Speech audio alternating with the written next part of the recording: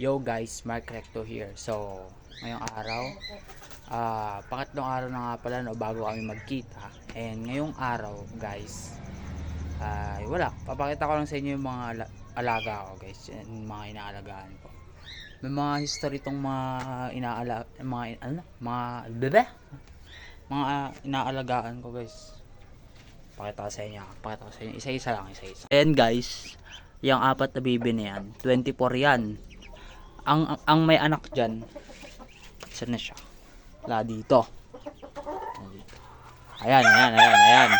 Ayan, anak niya yan. Unang anak niya tong apat niya yan. Ayan na. Yan. Diba nga guys, 24 yung anak niya yon.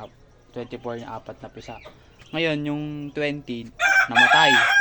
Kasi nga, nung kasagsagan ng malalakas na ulan, yung mga bagyo-bagyo. Yun. Nilalamig. Tapos, hindi sila maarawan, gano'n. Tapos, binabaha dito, binabaha.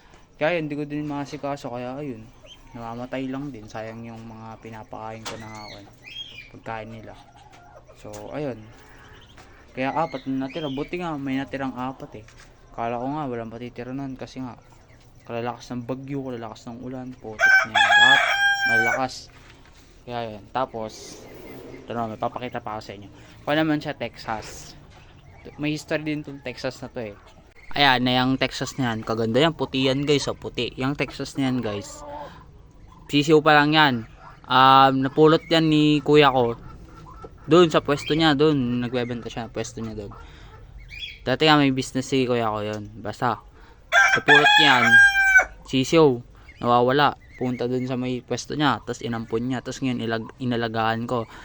Inalagaan ko lang siya ng 2 weeks. Tapos ngayon si ading ko na nag-alaga. Ayan.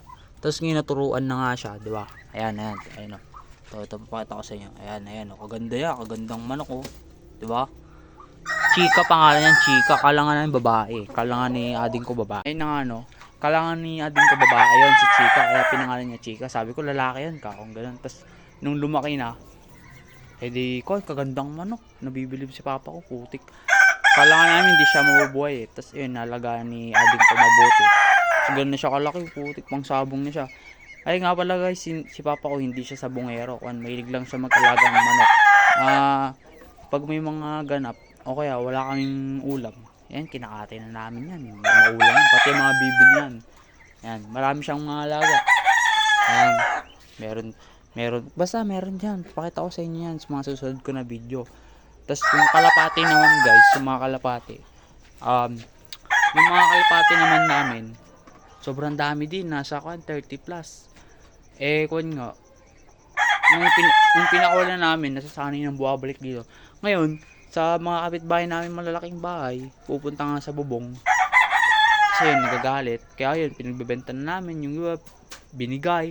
May binigyan kami ng 10 piraso. Tapos, may pinaalaga kaming 12. Basta karami ng kalapati nun. Nasa 80 na yata yun. Yung mga nabigay namin. Tapos ngayon, isang pares na natitira. Yung pares na yun, nangingitlog doon sa may taas ng bubong. Ngayon, yung itlog nila gumugulong na gano'n. Tapos, ayun, nagpisak yung kwan. Tapos ngayon, may gumugulong pang isa nun. Tapos, edi, umiihi akong gano'n.